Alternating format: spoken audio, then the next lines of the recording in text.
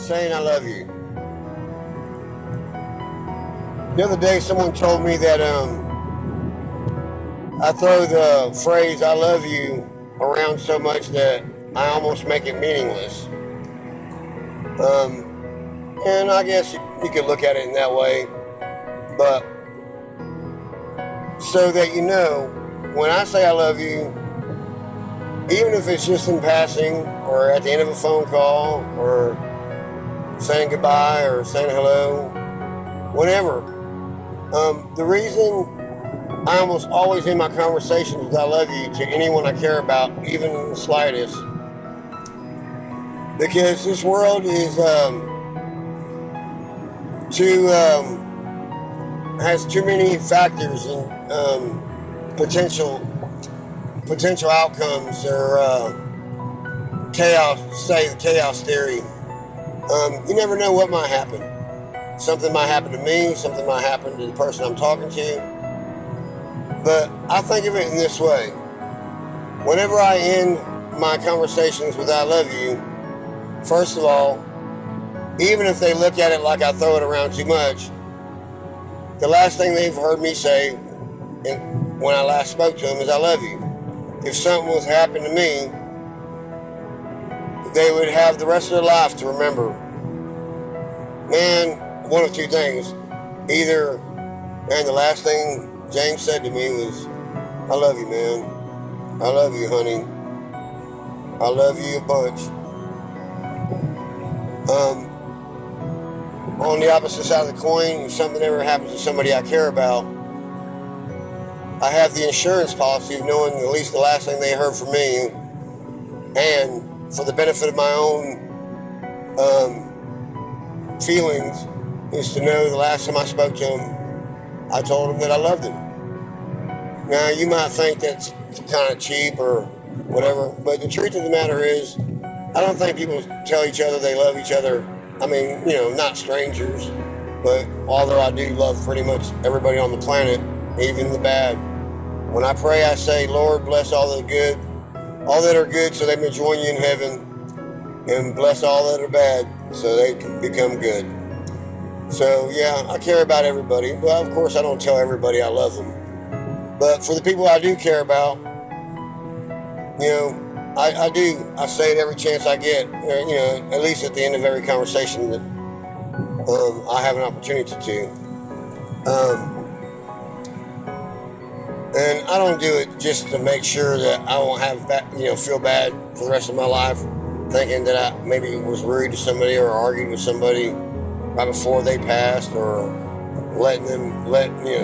maybe something happening to me in my dying, knowing that, these people are going to remember me by me saying something rude or just being non-caring.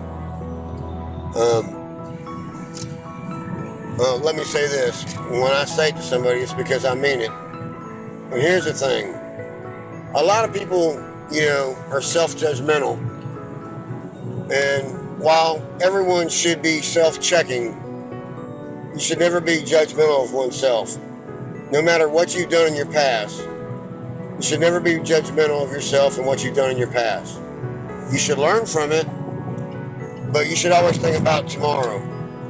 And if you didn't like what you did yesterday, okay, forgive yourself for that, forget about it, but remember to not do that tomorrow or the next day. Don't hate yourself or ever feel bad about anything you've ever done. We're all human, we all make mistakes. Jesus died on the cross because he wanted us all to be forgiven for our transgressions, our sins,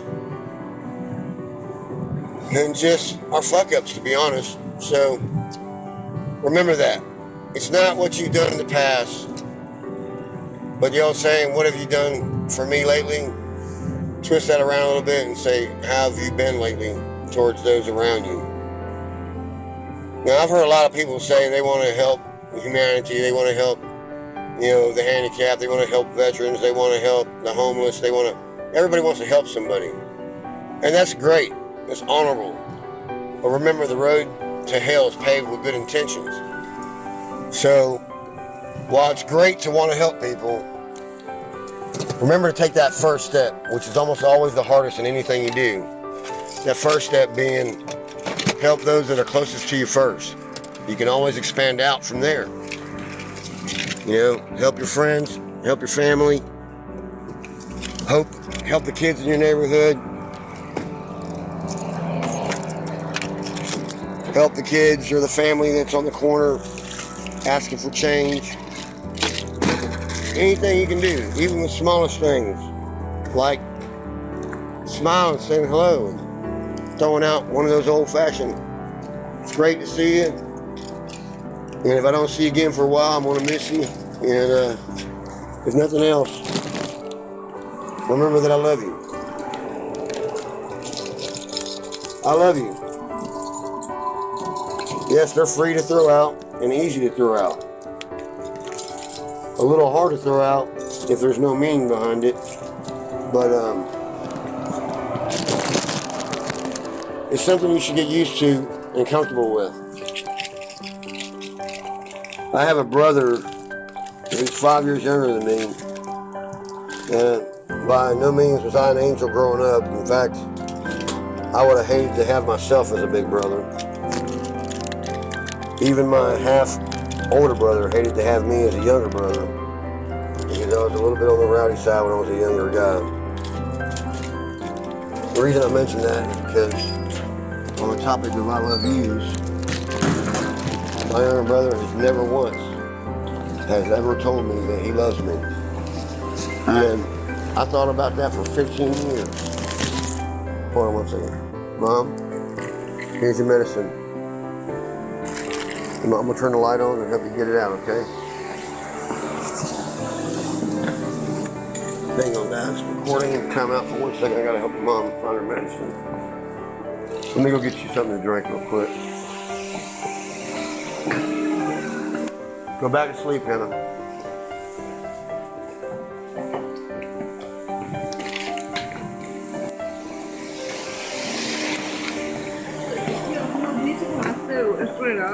Here, hold the water for a second. Which one's is it?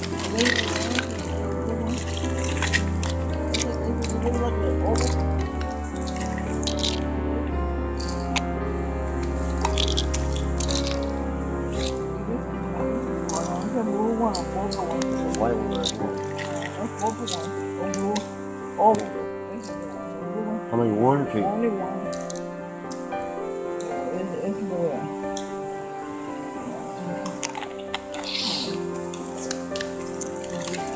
You think you might? No, I didn't see nobody. There wasn't even a car there. You want me to lock these back in my trunk? Because we got kids over here.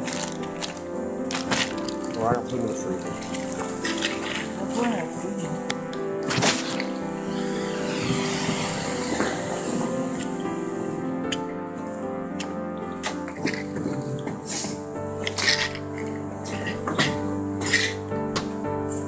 Anyway, so back to the recording.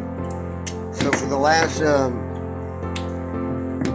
25 years, ever since my brother was about 18 or 19, when he started to grow up and started becoming an adult, I never remember him ever once telling me I love you. And so I always worried about that. In fact, I had mentioned it to my mom a couple times. In fact, I even mentioned it to him a few times after telling him that I loved him.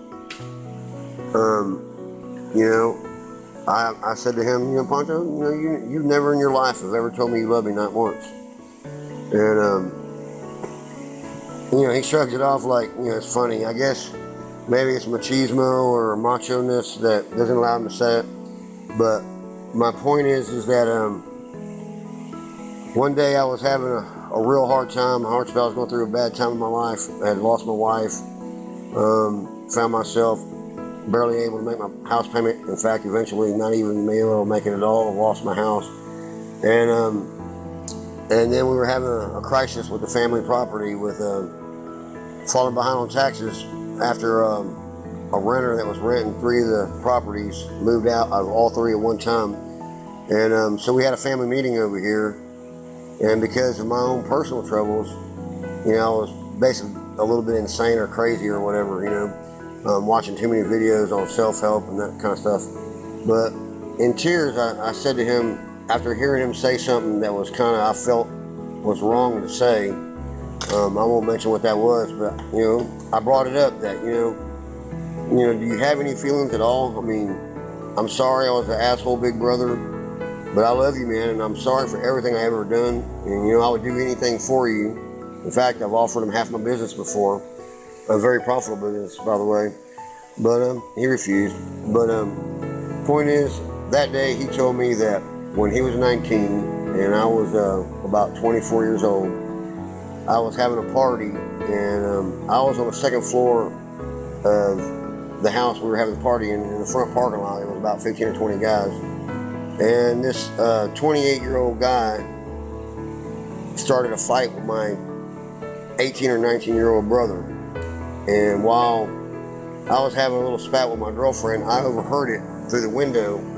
It was a 5 foot off the ground window on the second floor. And I guess partially because it was my little brother, partially because it was a grown man, starting to fight with him, and partially because I was arguing with my girlfriend, I dove out that window a little, 2 foot by about 14 inch, 2 foot wide by 14 inch high open window. I dove at it like in Superman style, did a roll off the angled roof, and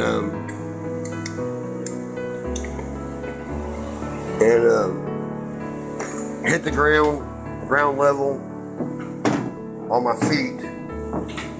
And then there was a metal pole, like a flagpole, right where I landed. So when I landed on my feet, I was kind of rolling forward and hit my head against the pole real hard.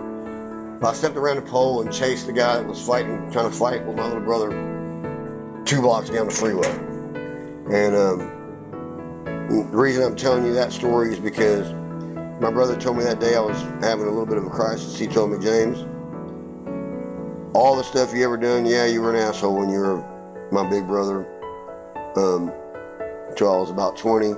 But that day when I was 18 or 19 and you jumped out a second story window to keep that guy from jumping me, he goes, I forgave you for everything that day. And I mentioned I was a little bit in tears before that. After he told me that, I broke down in heavy tears because I finally realized my brother did love me. Again, our conversation is about saying I love you. And I just wanted to say why I don't know what his reasons are for having a hard time saying the phrase I love you. I'm sure he tells his wife and his kids. But don't be afraid. Don't be afraid to say I love you to anybody you care about, because you never know when it might be the last thing you say. So if you're listening to this, hit a thumbs up, and guess what? I'll love you too. God bless. Over and out. Godspeed.